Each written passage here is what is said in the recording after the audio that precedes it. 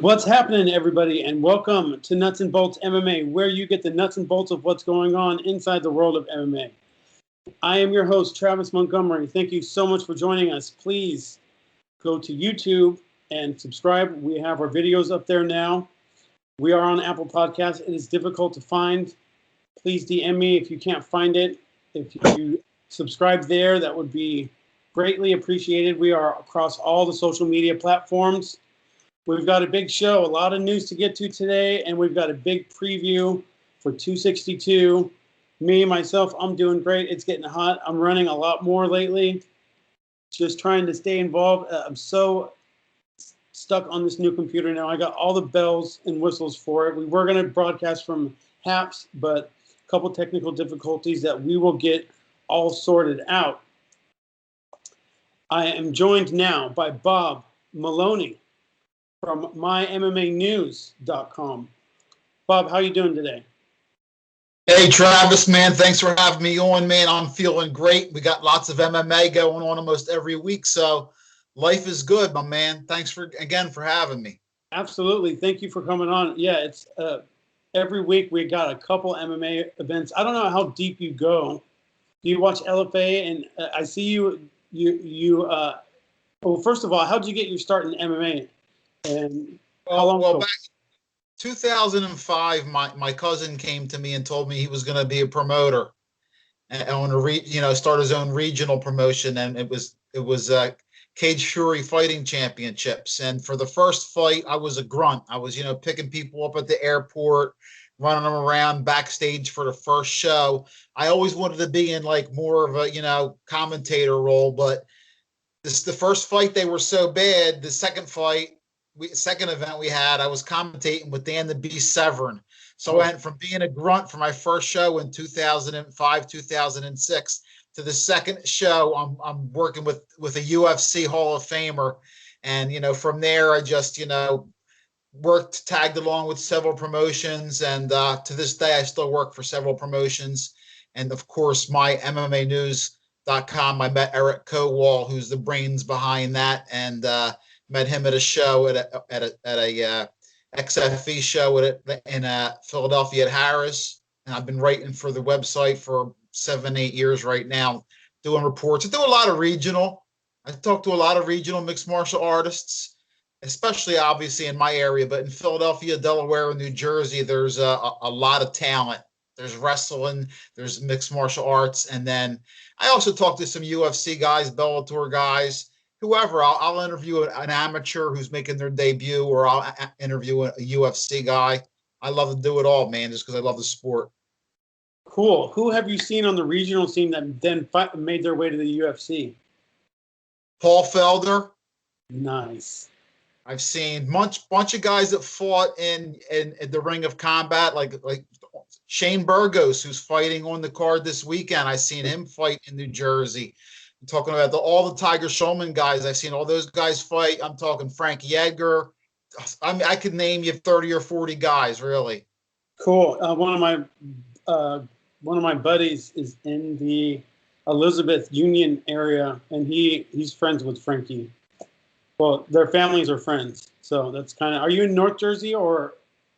No, I'm close to Philadelphia. I'm in Cherry Hill. It's about 15 or 20 minutes from Philadelphia. It's over all the bridges, so it's basically a suburb of Philadelphia, but we're over the bridges. So yeah, watching somebody from the regional scene go to the UFC is almost like watching your son grow up to become Right now, Philadelphia has we have Bill Algeo, who's fighting on May 22nd. His third fight in the UFC. Chris Dawkins and Kyle Dawkins are brothers from Martinez BJJ in Northeast Philadelphia. You also have Paul Felder. You have Sean Brady, who's undefeated at welterweight. Yeah, he's a stud. He's a stud. Sean Brady's 13. I think he's 13-0 now. He's a beast. So Philadelphia has really been stepping it up as far as getting talent to the big time show. Big time. Yeah, and Kyle Dawkins just fought, right? He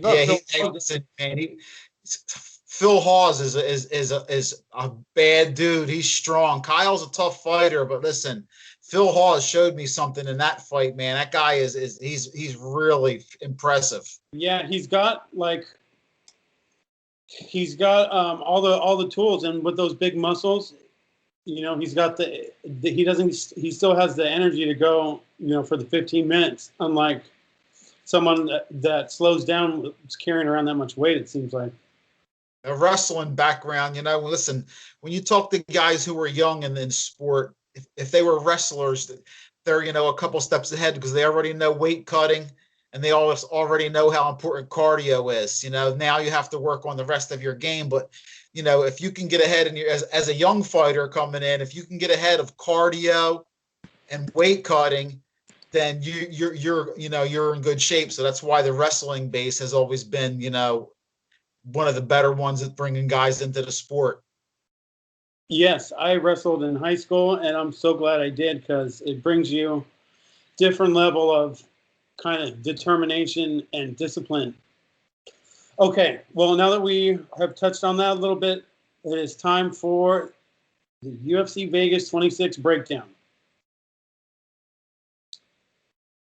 Real quick, this event sucked from a lot of different angles. I went 0-3 in my picks and bets on this one, so that brought me down to an even 0. Very quickly, all right, the Diego Ferreira versus Gregor Gillespie. Diego was winning. He was that pick of mine and the bet, the underdog bet. Gregor showed me something that I didn't think he had because he was kind of a head case. What do you make anything of this one?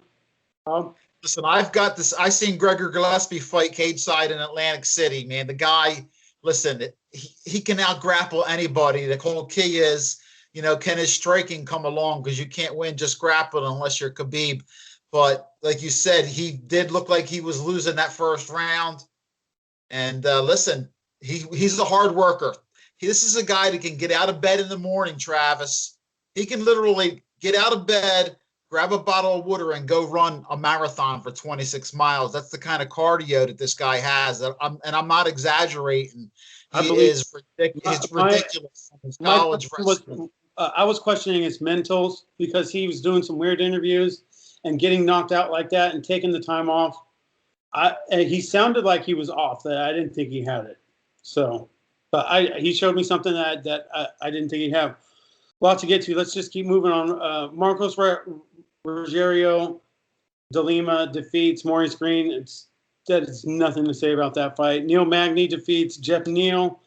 I think Jeff Neal, coming back from the crazy sickness that he had, I don't know. He just looks different. I don't think he can pull the trigger like he used to. No disrespect to Neil Magny. He's a great fighter. I just thought Jeff Neal had a different gear, maybe different ceiling than he has. And I'm glad I took him inside the distance because he wasn't going to win it. I didn't feel like he was going to win a decision. I felt like he was going to finish him, or Neil Magny would win the decision. Bob, you got anything for this one? No, I mean, I agree with everything you said, but now Neil Magny, was talking about he wants to get right back in. He doesn't want to wait. He was going to fight. He was who he's going to fight. And not much. Move on from these guys. Like you said, it really wasn't. It was one of those fights that, it was a terrible card, like you said. I'm just going to, be honest. I wasn't fully into it. The card was doomed the second that we lost Sandhagen versus Dillashaw. And then it just started to downward spiral right there. Marina Rodriguez defeats Michelle Waterson. Yeah, that for that women's division, it's looking cool, but it's like, I don't know. 5-round fight, kind of predictable. Now let's talk Donald Cerrone versus Alex Morono. Kind of sad, very, very sad, heartbreaking to watch. Donald Cerrone, he has slowed down tremendously. He cannot pull the trigger. He's hesitant. And the thing that pissed me off the most was he was in on a couple double legs and just kind of gave up. I think that was his way to win. Alex Morono, that only advantage that he had seemingly going into this fight was fight years, and it seemed to be it ended up being the biggest advantage. But so, Bob, I'll give the floor to you now. Yeah, listen, I mean, Donald the Cowboy Cerrone is a legend in the sport, and you know, he just hasn't gotten it done lately. And you know, there's got to be questions about, you know, how many more fights he has left in him. So I thought it was a domination from Morono. Cowboy, like you said, he had a couple brief moments where he looked like he was looking to, you know, pick his spot, and Morono was, if you remember, as soon as the bell rang, Morono came out throwing a haymaker, a big giant right, and Cerrone, you know, ducked it and got out of there. And Morono was just throwing heavy bombs the whole fight, and until he rocked Cerrone. So I don't know. I don't know about the Cowboy. I'll always be a fan of the Cowboy. He's definitely a Hall of Famer. Absolutely. Yeah, it was hard to watch. As a fan and as someone who had bet on him too, the things that he was saying before the fight about, like, oh, he's so dialed in, and his training partners, he was at Syndicate, he switched things up, he was totally dedicated, wasn't, you know, doing backflips off of jet skis or anything like that. He was really determined. So, well, this is going to bring us into our first news item. So here is the news. Dana White sat down with Brett Okamoto and pretty much said that Cowboy has another fight in the UFC. He wants him to drop down to 155. Cowboy wants to drop down to 155 for one more fight, and I just don't see who's out there. Well, you know, Cowboy's not going to want an easy fight either. He's not going to sign up for an easy fight. He's going to, I don't know. Mr. Meloni, what do you think about all this? I have listen, I have a fight that makes sense. I have the fight that makes sense. Don't say. I think I know what you're going to say, and people have been saying this matchup, and I don't like it. But go ahead. Listen, I don't like it either because I love both guys, but him and Jim Miller are tied for the most. Oh, that's another one. Tied for the most appearances in UFC history. They're both getting near the end. If Cerrone's going to fight again, Miller's coming off of a loss as well. That's really, to me, the one fight that makes sense. I've known Jim Miller since before he was in the UFC.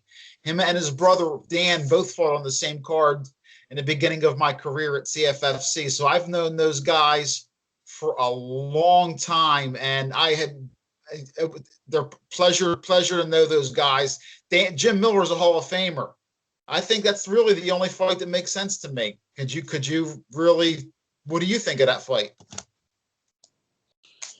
I think that fight makes sense. You are correct. It makes sense, and I think Cowboy would take it too. But so the one that I heard bounced around more was Michael Johnson, which I don't like that one, because the one thing that Cowboy has shown, the only thing that Michael Johnson has is speed, and I just see him, I don't know, cracking it. But the one that I want is Clay Guida. That's another guy like Jim Miller who has been around for a long time. I would like to see that fight. I think he has to go in against somebody that, you know, is at the tail end of their career as well as he is. I'll tell you what, though, the Jim Miller fight, it does make a lot of sense from you know, how many fights they both have, and I mean, have they fought before? Probably fought four or five times before already by now. But have they fought before? You know what? I wish I'm on my phone right now because, you know, the technical difficulties we had, my memory. I don't think they have, to be honest. I can't say 100% for sure right now. Well, yeah, I don't know. A refocused Cowboy, 155. Jim Miller is still looking like a beast, though. You know what I'm saying? So. Right, but they're both, you know, like I said, they both have had a lot of fights. They both are on the older side, and you know, listen, Jim just came off of a loss too, so he's got he has his own, you know. Oh yeah, he beat him with the head kick and a punch. Maybe Jim's ready to, you know. I'm not saying Jim should retire, but I'm saying maybe he's close. Yeah. Okay. You know, I don't know. they did fight before, and Cowboy finished him with a head kick and a punch in round 2. But Okay. yeah, that might be. I don't know. That's a competitive fight. I could put it that way. All right. So Zabit Magomed Sharipov was removed from the rankings, and with all the travel restrictions and the COVID stuff going on, he's contemplating retirement. Now, this is crazy because he was touted as like the next superstar of the featherweight division. He's kind of got that cult following, especially on Twitter. I mean, if he's halfway out, he might be halfway out. But this is just the news saying that he is contemplating retirement, and the Yair fight has been looming in the background forever now.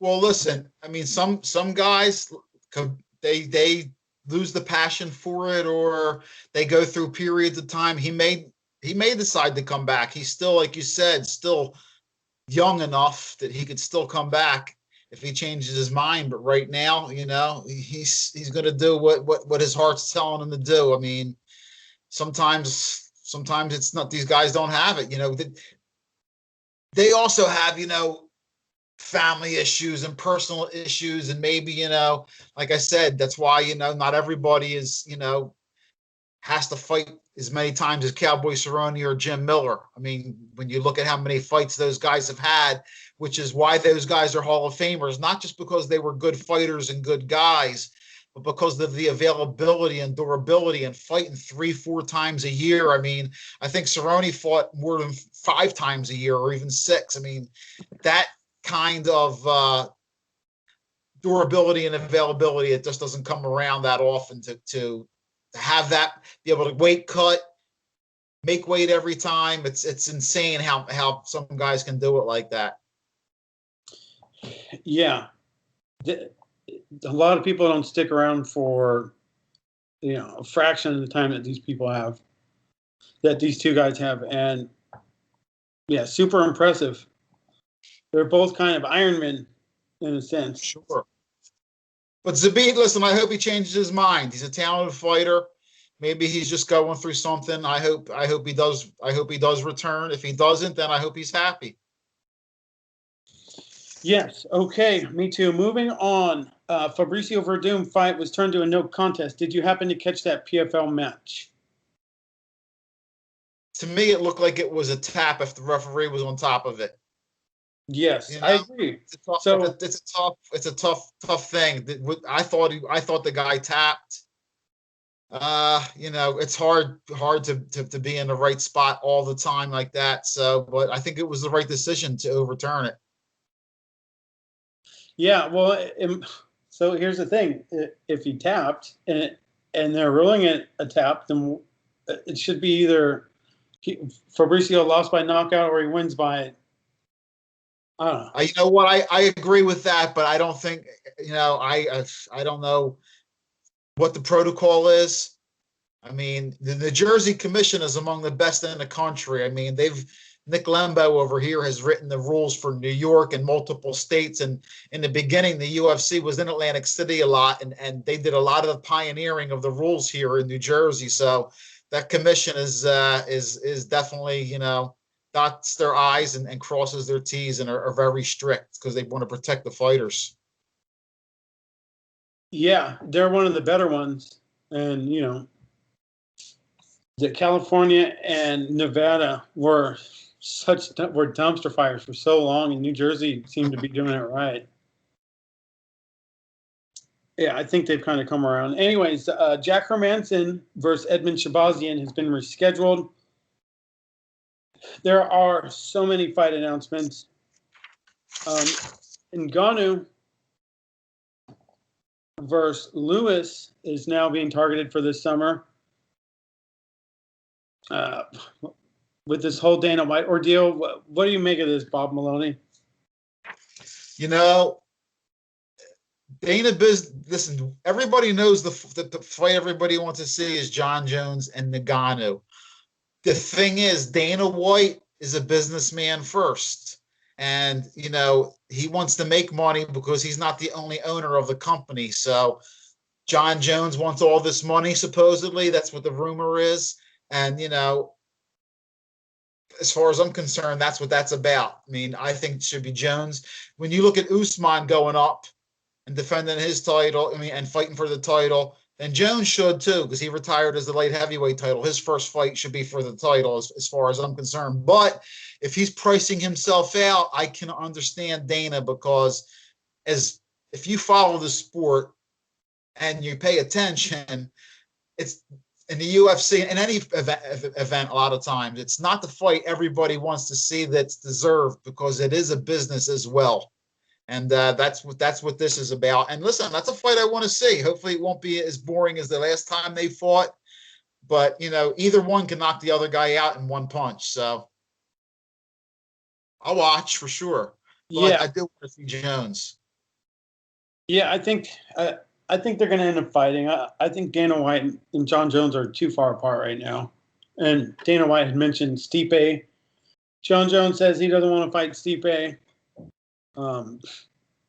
It's just a big mess. I think they'll end up figuring something out to get it done at the end of the year.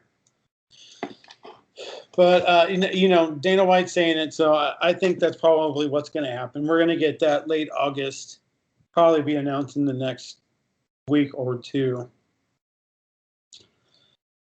So Thiago Santos and Johnny Walker are going to be battling it out on a September 25th UFC card. Oh, man, I think this is a dangerous fight for Johnny Walker. That's a dangerous fight for both guys. That's a banger of a fight, man, right there. That's a fun fight. Listen, I love watching both of those guys. Both of them are you know, talented, athletic guys. That's a fun fight, real fun fight. Yes, super duper looking forward to that one. We have more fight announcements, and we'll get to that on Monday's show, because it was just like drinking from a water hose this week. There was so much stuff going on. Now we will get to the UFC 262 preview. We'll start at the top of the card with the main event: Charles Oliveira versus Michael Chandler. Charles, this will be for the vacant lightweight title. This will be for the vacant lightweight title. Khabib has retired, 29-0, and he goes off as some people's GOAT, not mine, but it's another discussion for another day. Charles Oliveira, -130 versus Michael Chandler, +110. Bob Meloni, who do you got in this one? Listen, I'm surprised. I thought Chandler would have been the betting favorite. I mean, Oliveira, listen, 9 wins in a row, 8 by finish. He's had some incredible fights. Chandler, one fight into the UFC with a brutal knockout of Dan Hooker. He's fighting for the title. I'm going to go with Chandler. I'm the wrestler. He's a slight underdog. I'm going to take Michael Chandler in this. I mean, I just think, you know, I don't mean to disrespect Oliveira, but I think this is Chandler's fight to win. Yeah, I'm going to be agreeing with you on this one. Michael Chandler, like you said, being the better wrestler, will be able to keep it standing. And Charles Oliveira, he has like really improved striking. We've seen that in his last fight. His combinations are coming, but I just think Michael Chandler is going to be the better. He's going to be able to hang around. This is a 5-round fight. I don't see, unless Charles Oliveira gets a quick takedown and a back take, I see this fight going on, and I see Charles actually starting to wither under the pressure. And we've seen this before, where Charles Oliveira gets put in a bad situation and looks like he wants out of there and kind of just turtles up and quits. Now, people have said that he's kind of reinvented himself as of late. And yes, we have seen that with his performances now. He is definitely a top 5 lightweight. But I just think that this fight's going to stay standing. Michael Chandler is a dog. I'm going to be picking Chandler. He's a bet for a unit for this one as well. Bob, anything else to add? I mean, this is kind of a crazy, unprecedented fight where somebody vacated. It hasn't happened, I don't know, since GSP or something like that too. Not many people say, "Okay, I'm done," and here's the belt. Not a lot of people do that. Well, John Jones just did it, but just for me, because as being a fan, Chandler likes to fight more frequently, I believe, than Oliveira. So I actually, if he wins, we might see, more defenses sooner. But we'll see. Well, Oliveira did too for a while. It just seems like recently he took more time off. I think we can't lose because whoever wins, there's matchups there. Gaethje, there's other guys lightweight. Hey, listen, Gregor Gillespie, he only has the one loss, so he's going to be back up in the mix real soon, contending. It's going to be fun. Oh, you got your eye on him now, huh? Oh yeah, the whole division is interesting. There's a lot of variables and a lot of different talenters. You got the grapplers, you got your wrestlers. It's another deep talent pool right now. Yeah, I think the way, I don't know, I keep going back and forth with the Dustin Poirier Conor McGregor fight but it's pretty much the winner of that one's going to fight the winner of this one. How do you think it all shakes out?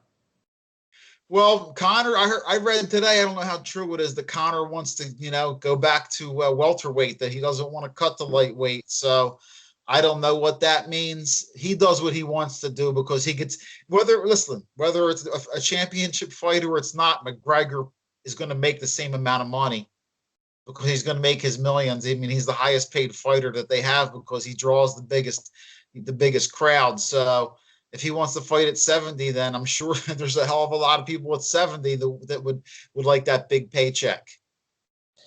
Poirier, listen, I like both. Poirier, I actually think can win the fight, but again, we will see. We will see. Conor is, if he trains hard, then Thing about I always said though, Travis, is when you get all that money, right, and you get $100 million. I mean, for I don't know if it changes you or not. Sometimes other guys in the gym, when you're pushing yourself to train, he already has his money. I'm not saying that he doesn't really train crazy like these guys do and work as hard, but you have to wonder because these other guys are still doing it to try to take care of their family and get money. And, Conor's over here, flying around on magic carpets. Yeah, pulling up to Fight Island on a yacht. Yeah. And I mean, the boxer Proper 12 just sold stocks or something and they made billions or something. Yeah, what's the famous boxer quote? I forget his name, what he said, but he said it's hard to get up and run when you're sleeping in silk sheets or something like that. Definitely true. How can it not be? If you're really hard, the younger fighters. But then again, Dustin Poirier is pretty well off too. I don't know. Can you imagine an Oliveira versus Conor fight? That would just seems weird. Seems like Oliveira would smash him. Well, listen, if it goes to the ground, then it's a mismatch. Yeah, it's a mismatch if it goes to the ground. With Conor, he really does. That's why I would never wanted to see him fight Khabib again because it would have been the same exact fight. Oh yeah, Conor was not going to stop Khabib from taking him down and mauling him like a bear. He just wasn't going to do it. No chance. Okay, let's move on now to the co-main event. Tony Ferguson versus Beneil Dariush. Tony Ferguson is underdog here, plus 145. Beneil Dariush, minus 170. I guess I'll go first on this one. I'm going to be betting Beneil Dariush not only because, but last week I got my heart broke when I bet Cowboy and he lost, so it was a double whammy. So at least my big fan of Tony Ferguson in me will be delighted if he does win this one.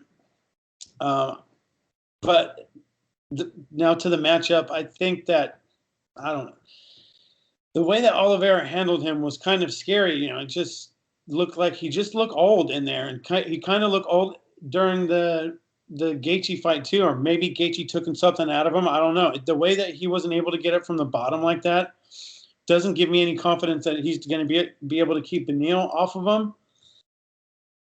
And I guess Tony has been up there with Freddie Roach.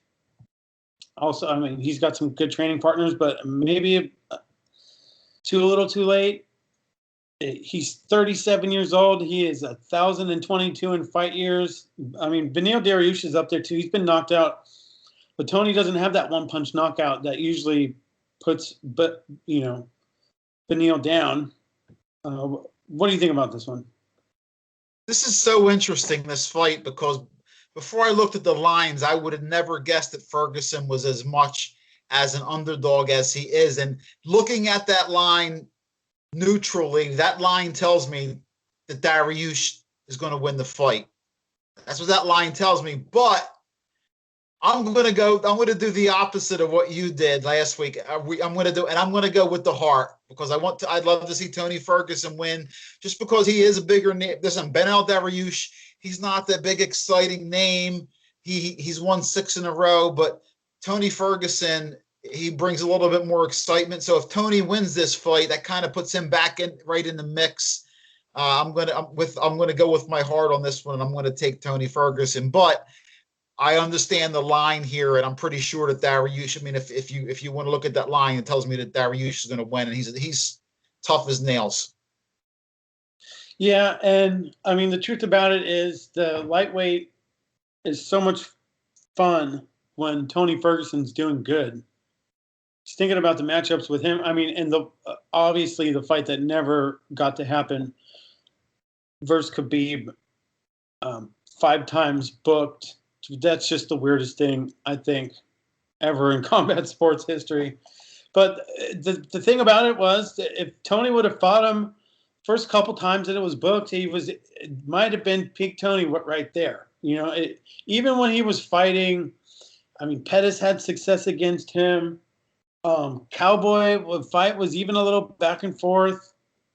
I don't know, but he always finds a way to pull it off, but go through some adversity in the process. I hope he wins, because when he's doing good, it's fun. It's insane. He is an off-kilter person. He's kind of an odd duck to begin with.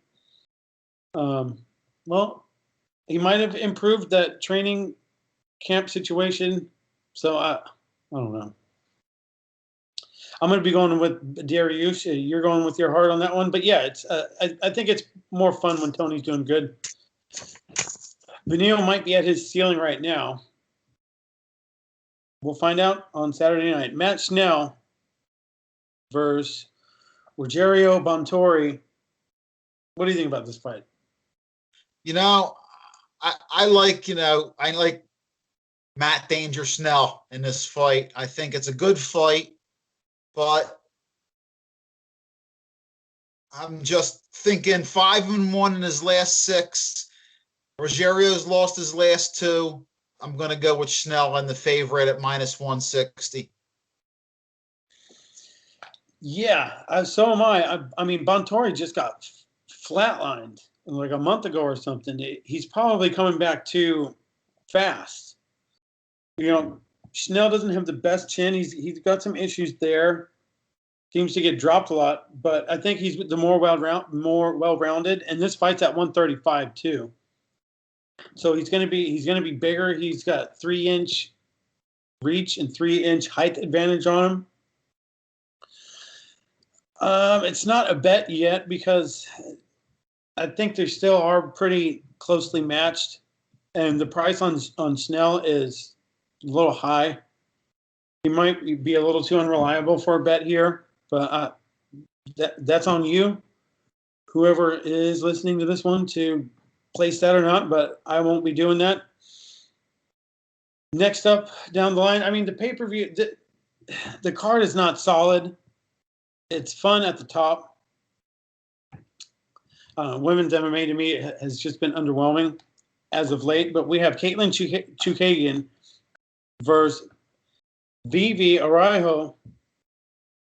Come back on Caitlin's -140 and Vivi's the underdog at +120. I kind of like the the newer, fresher blood here. What do you think? If you look at Caitlin's resume, she has fought so many good fighters in that division. She really has. And, I understand what you're saying about, the younger up and comer, but, people have counted Caitlin out before. Okay. And I think, this is a pretty close fight. It really is, according to the odds makers. Caitlin's another New Jersey fighter, North Jersey fighter to the East Coast. So I'm gonna back the blonde fighter on this one. And take the slight favorite. And it's like you were saying earlier, you see people, grow through the sport, and it's hard not to, have some affiliation or root for the people that, that you've covered and talked to and met. So I'm going to stay with my heart on this one and take Caitlin. Yeah, absolutely. I don't fault you for that. That's good. So I just think that after she's already climbed the mountain one time to get there up to the top. It's so hard for fighters to get back on that horse and do it again, and to stay consistently motivated. And V might be the more motivated fighter here, the younger, hungrier one. The way that she's going to have success here is to dictate how the fight goes. So to not get wrapped up in Caitlin's game, she's got to come forward and impose her will on her. And that's how she'll get that done. But now I might be cheering for Caitlin with you, because it's a little closer to home now. Okay, well this next one is, we got a couple bangers now. Shane Burgos versus Edson Barboza. What do you think about this one? This has Fight of the Night written all over it. These are two guys. This is a banger of a fight. This is what they call these fights. Listen, Edson Barboza has some of the nastiest kicks in the sport, leg kicks. Shane Burgos comes straight forward. Shane wants to fight, wants to throw his hands. He'll throw in some kicks, but Edson Barboza it's going to be an interesting matchup, because is Shane going to take some of them leg kicks, or is he going to check them? I'm sure that's going to be the plan, because he'll be moving forward, and that's going to be a hell of a fight. I'm telling you, that may be the fight I'm looking most forward to besides the main event. Yeah, me too. Definitely Fight of the Night written all over it. Shane Burgos just comes forward like a madman, and Edson Barboza, like you said, has all the flashy strikes. What's kind of interesting to me is that Edson Barboza's last fights were so close. The ones that he lost, I mean, if he would have won those ones, he probably would be the favorite here. And it sucks, because the Dan Ige fight, I for sure thought he won that one. And I actually had a big bet on him to get it finished in his last fight. And, that third round, he just seems to slow down a little bit. That's what's really worrying. He might have a good first round, and then if Burgos can keep from getting flatlined, then I think he's got a good shot in this one. My pick's going to be Shane Burgos for this, but my hesitancy is he like he said, he will walk forward, and if he's able to impose his will, but Edson can crack, man. And who knows if he wants to bring those leg kicks and get it finished by I think he got the first leg kick finish inside the UFC. Now we're seeing a bunch of them, but it's going to be a very interesting one. Who was your pick again? I'm going to go with here's my heart again. I mean, I've seen. Listen, both of these guys have been. Hurricane Shane is out of Tiger Schulman in North Jersey, and he's fought in Atlantic City. Barboza has fought in Atlantic City as well at Ring of Combat. Both of those guys have fought here. But I'm going to go like you said earlier with the younger Shane Burgos. I think Shane still has a run in him. I mean, he only has 2 career losses, 13-2. I think, he still has a run in him. I think Edson has slowed down a little bit. Great point you made, though. Those losses, they could have been wins in different judges' eyes. They're 2 of the closest fights. When it went to the scorecards, I was like, I'm glad I'm not a judge, because I don't know who won this fight. And you're definitely right. That's 2 fights that I'm sure his camp and he thought he won and could have went a different way. So Tough fight. I'm going to take Hurricane Shane Burgos and the slight favorite -135. Yeah, that's going to be a bet. So Shane Burgos -135. I like that. I'm going to lay some chalk here on this one. I had a bad one. I had a bad event. The last event was just not fun. Barboza's fight versus Felder was close. Dan Ige was close. Yeah, it's probably, you kind of see they're on two different kind of trajectories, and I like to notice that. Even though Burgos is coming off of a loss, you just get the feeling that he's trending upward and Barboza's trending down. If you zoom out to 30,000 feet. Anything else on that one? No, I think, like I said, I think we both agree that could be fight of the night, and it's a great fight. You mentioned Tiger Shulman. Who's the head coach over there? Well, Tiger Shulman is the head coach. He and his brother are the head coaches there. Yeah, that's his name. It's Tiger. Yeah, I don't recall his he goes by Tiger Shulman. Yeah, those guys come ready. I'm digging that. Well, they have Julio Arce. Julio Arce is also a Tiger Shulman guy. He's just announced he's fighting in July. Shane Burgos. You also have Jimmy Rivera is a Tiger Shulman guy. So they have had several guys. Yeah, and doing well. Like I said, Burgos is 13-2, so he's right there. Yeah, I like those guys. Cool. All right, now Jacare Souza -120 versus Andre Muniz +100. Again, we have this kind of theme going here: the young and hungry versus the old kind of lion. Old guard versus new guard. What do you think about this one? Listen, first of all, I hope Jacare makes weight and this fight happens. I always worry about him. You know what I mean? True. But hopefully, and I'm going to go with the young guy on this one. He's even money, and I think Muniz, like you said, it's a younger man's game right now. If you look at the heavyweight division, you're seeing the older heavyweights getting knocked out and leaving. You're seeing that, and I think throughout the UFC, I think that's what Dana wants, and I'm sure Dana is, because these guys who have been fighting longer, they make more money.